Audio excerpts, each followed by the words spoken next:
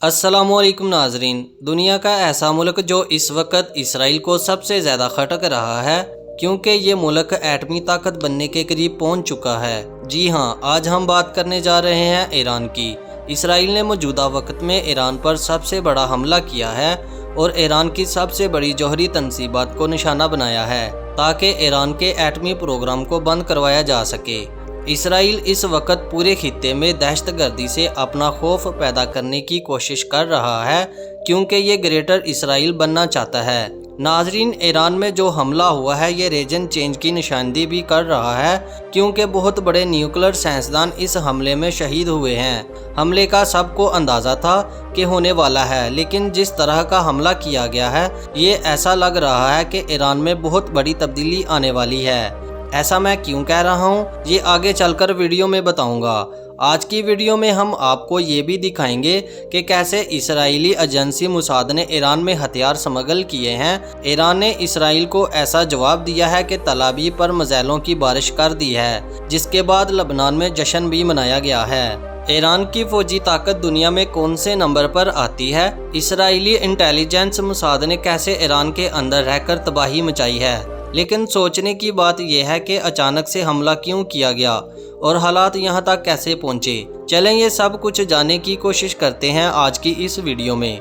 Video शुरू करने से पहले हमारी आपसे छोटी सी गुजारिश है कि अभी तक जिन दोस्तों ने हमारे चैनल को सब्सक्राइब नहीं किया, काइंडली हमारे चैनल को सब्सक्राइब करके बेल नोटिफिकेशन ऑन कर दें। ईरान मशरकी मुस्ता का एक अहम मुस्लिम मुल्क है। इसकी सरहदें इराक, तुर्की, अजरबैजान, आर्मीनिया, अफगानिस्तान और पाकिस्तान से लगती है। इसके अलावा हालिया फारस की साहली पट्टी और कैप्सन सी वाक़या है। ईरान की तारीख बहुत कदीम है और इसकी तहजीब दुनिया की सबसे कदीम तहजीबों में शामिल है। कदीम ज़माने में ईरान को पर्शिया कहा जाता था। दुनिया की बड़ी सल्तनतों ने यहाँ राज किया है, जिनमें हमशी, ससानवी, सुसूफिया सल्तनत शामिल है। 1979 में इस्लामी इनकलाब के बाद मुल्क में हुकूमत का निज़ाम बदल दिया गया।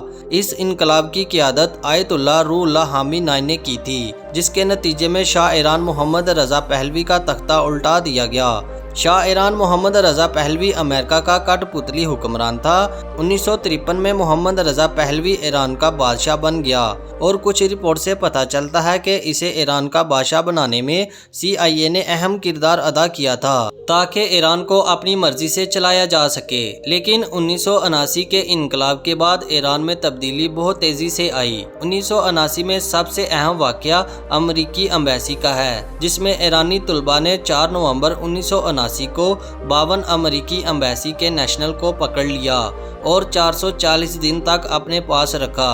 20 जनवरी 1981 में इन्हें छोड़ा गया और यहाँ से अमेरिका और ईरान की दुश्मनी का आगाज़ हो गया, जिसके बाद अमेरिका ने ईरान पर माशी पाबंदी लगा दी क्योंकि अमेरिका की कठपुतली हुकूमत यहाँ से ख़त्म हो चुकी थी और अमेरिका का इस मुल्क में अपने कदम जमाने का मकसद पेट्रोल हासिल करना था। नाजरीन, यहाँ आपको एक अहम बात बताता चलूँ कि ईरान के न्यूक्लियर प्रोग्राम का आगाज़ 1957 में शाह ईरान मोहम्मद रज़ा पहलवी के दौर में हो गया था। इस प्रोग्राम का नाम एटम फॉर पीस रखा गया था। यहाँ तक कि इस प्रोग्राम को शुरू करवाने में अमेरिका ने मदद की थी और एक न्यूक्लियर कॉरपोरेशन पेपर पर साइन किया था। लेकिन आयतुल्लाह का मानना था कि हम अमेरिका की गुलामी की तरफ जा रहे हैं, जिसके बाद 1979 में इनकलाब आ गया। आज ईरान की कुल आबादी 9 करोड़ 24 लाख के करीब है, जो आबादी के लिहाज से दुनिया के 17वें नंबर पर आता है। ईरान का कुल रकबा 16,48,000 मुरब्बा किलोमीटर के करीब है, जो रकबे के लिहाज से दुनिया के 17वें नंबर पर आता है। इस मुल्क में 90 से 95% शिया मुस्लिम, 5 से 10% सुन्नी मुस्लिम आबाद हैं। इसके अलावा 3,000 के करीब मसीही और 10,000 के करीब यहूदी आबाद हैं और ये दुनिया का सबसे ज़्यादा शिया मुस्लिम आबादी वाला मुल्क है। मुल्क के मौजूदा supreme leader Ayatollah Sayyid Ali Khamenei है। मुल्क के मौजूदा सदर मसूद पर्शियान हैं। मुल्क का दारुल हुकूमत तेहरान है, जो मुल्क का सियासी इक़्तिसादी मरकज़ है। 2025 की रिपोर्ट के मुताबिक ईरान की GDP $348 बिलियन है और यहाँ के लोगों की सालाना आमदनी $3,900 है।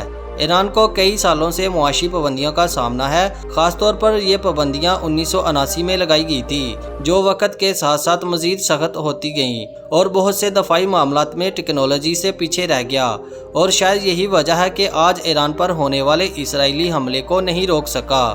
کچھ رپورٹ سے پتہ چلتا ہے کہ ایران ایٹم بم بنانے کے قریب پہنچ چکا تھا۔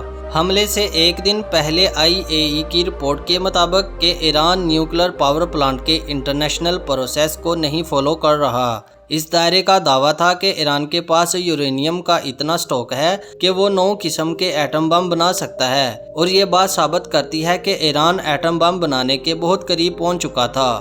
اسرائیل کے حملے کے کچھ دن پہلے تک امریکہ نے کویت، عراق، عمان سے اپنے سفارتی عملے کو واپس امریکہ بلا لیا تھا، جو اس بات کو ظاہر کرتا ہے کہ امریکہ اس حملے کے بارے میں پہلے سے جانتا تھا۔ امریکہ نے ایران کو دوبارہ دھمکی بھی لگائی ہے کہ اگر ایران مذاکرات کے لیے نہیں آتا تو اسرائیل دوبارہ حملہ کرے گا، جو اس سے بھی زیادہ شدت والا ہوگا۔ ناظرین، اس سارے معاملے میں سب سے زیادہ اہم بات یہ ہے کہ اسرائیل نے ایک دعویٰ کیا ہے۔ موساد انٹیلیجنس ایجنسی ہے، اس نے ایران کے اندر سے آپریشن شروع کیا ہے جس کا نام رائزنگ لائن آپریشن رکھا گیا ہے۔ موساد نے تہران کے قریب ہی اپنی ڈرون بیس بنائی تھی جہاں سے ڈرون حملے ہوئے ہیں۔ اس کے علاوہ 200 سے زیادہ فائٹر جیٹس بھی استعمال کیے گئے تھے۔ یہ تمام اٹیک تہران، اصفہان اور تبریز کے قریب کیے گئے ہیں، یہاں تک کہ ایران کے نیوکلیر پلانٹ کو بھی ڈیمیج کیا ہے۔ حیرانگی کی بات یہ ہے کہ تہران کے قریب موساد نے کیسے ڈرون اڈے بنا لیے۔ اس اٹیک میں AI کا استعمال بھی کیا گیا ہے۔ آپ کو سن کر حیرانگی ہوگی، ڈاکٹر مہدی نیوکلیر سائنٹسٹ ہیں۔ وہ تہران میں جس اپارٹمنٹ میں رہتے تھے آس پاس کے لوگ بھی نہیں جانتے تھے کہ وہ یہاں رہتے ہیں، لیکن جس طریقے سے اٹیک کیا گیا ہے وہ حیران کن ہے، کیونکہ وہ 6 فلور میں رہتے تھے اور صرف 6 فلور کے کمرے کو میزائل لگا ہے، جبکہ 5th فلور اور 7 فلور کو ڈیمیج بھی نہیں کیا گیا۔ اسرائیل کے مطابق 10 نیوکلیر سائنٹسٹ کو شہید کیا گیا ہے۔ اسرائیل نے ایران کو دھمکی لگائی ہے کہ یہ سلسلہ جاری رہے گا۔ اسرائیل کا کہنا ہے کہ حملے کی منصوبہ بندی کئی سال پر محیط تھی۔ عام طور پر ایسا حملہ اس وقت تک نہیں ہو سکتا جب تک کوئی اندر سے غداری نہ کرے۔ اس کے علاوہ اسے ایران انٹیلیجنس فیلئر بھی کہا جا رہا ہے۔ اس حملے میں بہت سے نیوکلیر سائنسدان اور ملٹری کی ٹاپ پروٹیکشن ایک ہی جگہ موجود تھی، جو تمام شہید ہو گئے ہیں۔ یہ حملہ اس خطے کی بدترین حملہ ہے جو پوری دنیا کو تیسری جنگ عظیم کی طرف دھکیل رہا ہے۔ سعودی عرب، پاکستان، چین اور دنیا کے بہت سے ممالک نے اس حملے کی مزاحمت کی ہے۔ اب تک 70 سے زیادہ شہید ہو چکے ہیں اور 303 سے زیادہ زخمی ہیں۔ ایران کا پاکستان سے رشتہ مذہبی لحاظ سے بھی بہت اہم ہے۔ سارا سال ہزاروں زائرین ایران جاتے ہیں کیونکہ بہت سے اولیاء کرام کی قبر مبارک اور مقدس مقامات ایران میں موجود ہیں۔ اگر بات کریں ایران کی ملٹری کی تو گلوبل فائر پاور انڈیکس کی رینکنگ کے مطابق ایران کی ملٹری 14ویں نمبر پر آتی ہے، جن میں 5,80,000 کے قریب فوجی، 300 کے قریب فائٹر جیٹس، 100 ہیلی کاپٹر اور 100 کے قریب بحری جہاز ہیں، اور اس کے علاوہ 2,000 سے زیادہ بلاسٹنگ میزائل اور 1,000 ڈرون ایران کی ملٹری میں شامل ہیں۔ ایٹمی طاقت کی بات کی جائے تو کچھ رپورٹ کے مطابق 90% تک ایٹم بم کا کام مکمل کر لیا گیا تھا، لیکن اس حملے کے بعد کتنا نقصان ہوا ہے یہ کوئی نہیں جانتا۔ اللہ تعالیٰ تمام مسلم ممالک میں آپس میں اتفاق پیدا کرے اور مدد فرمائے۔ ناظرین، یہ تھی ایران کے بارے میں کچھ دلچسپ اور اہم معلومات۔ ایران کے بارے میں یہ سب کچھ جان کر آپ کو کیسا لگا ہمیں کمنٹ سیکشن میں ضرور بتائیں، اور مزید ایسی ویڈیو دیکھنے کے لیے ہمارے چینل کو سبسکرائب کر لیجئے۔ شکریہ۔